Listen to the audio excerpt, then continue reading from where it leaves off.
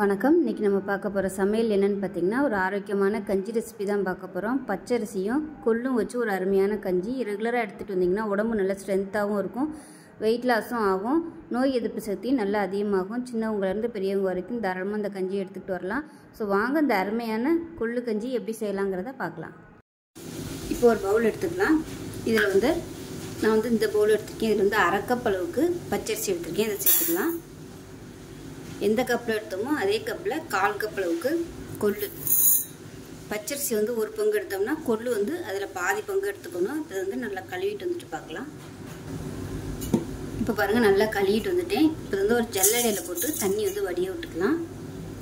தண்ணி நல்லா வடியட்டுக்கப்புறம் பார்க்கலாம்.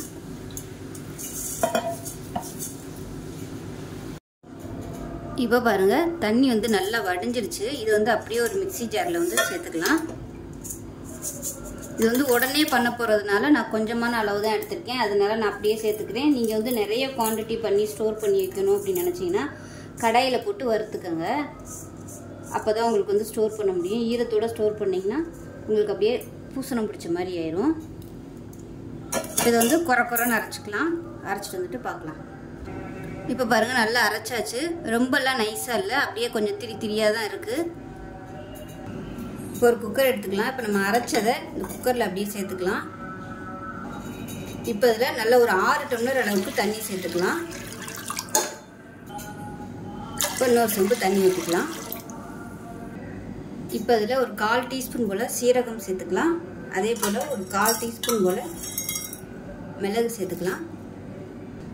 இப்போ இதில் நல்ல 1 டேபிள் ஸ்பூன் அளவுக்கு நெய் சேர்த்துக்கலாம். நெய்யோட ஃப்ளேவர் தான் இதுக்கு நல்லாயிருக்கும். அதனால் நெய் சேர்த்துக்கோங்க. நல்லா ஹெல்த்தியாகவும் இருக்கும். 1/4 டீஸ்பூன் போல் உப்பு சேர்த்துக்கலாம். இது எல்லாத்தையும் நல்லா கலந்து விட்டுக்கலாம். தண்ணியில் அந்த பவுடர் எல்லாமே நல்லா மிக்சிங் ஆகும், இல்லைன்னா கட்டி கட்டியாக இருக்கும். இப்போ குக்கரை மூடி வச்சிடலாம். மூடி வச்சுட்டு நல்லா ஒரு 5 விசில் விட்டுட்டு ஸ்டீம் போனதுக்கப்புறம் பார்க்கலாம். விட்டு ஸ்டீம் போயிடுச்சு, எப்படி இருக்குன்னு பார்க்கலாம். பார்த்திங்கன்னா இந்த மாதிரி தான் இருக்கும். அவ்வளோதான், குடிக்கிறதுக்கு சூப்பராக ரெடி ஆயிடுச்சு. ரொம்ப கெட்டியாக இருந்துச்சுன்னா தண்ணி ஊற்றி அட்ஜஸ்ட் பண்ணிக்கலாம். இப்போ இது ரொம்ப கெட்டியாக இருக்குது, அதனால் நான் தண்ணி சேர்க்குறேன். தண்ணி நல்லா சூடு பண்ணிவிட்டு தண்ணியை சேர்த்துக்கோங்க. பச்சை தண்ணி ஊற்றிட வேணாம். தண்ணி ஊற்றிட்டு ஒரு கொதி வரட்டும். இப்போ இதில் நீங்கள் தேங்காய் பால் ஊற்றுறதுனாலும் ஊற்றி சாப்பிட்டுக்கலாம். தேங்காய் பால் ஊற்றுறதா இருந்தால் கேஸ் அமர்த்திட்டு ஊற்றணும், கொதிக்க விடக்கூடாது.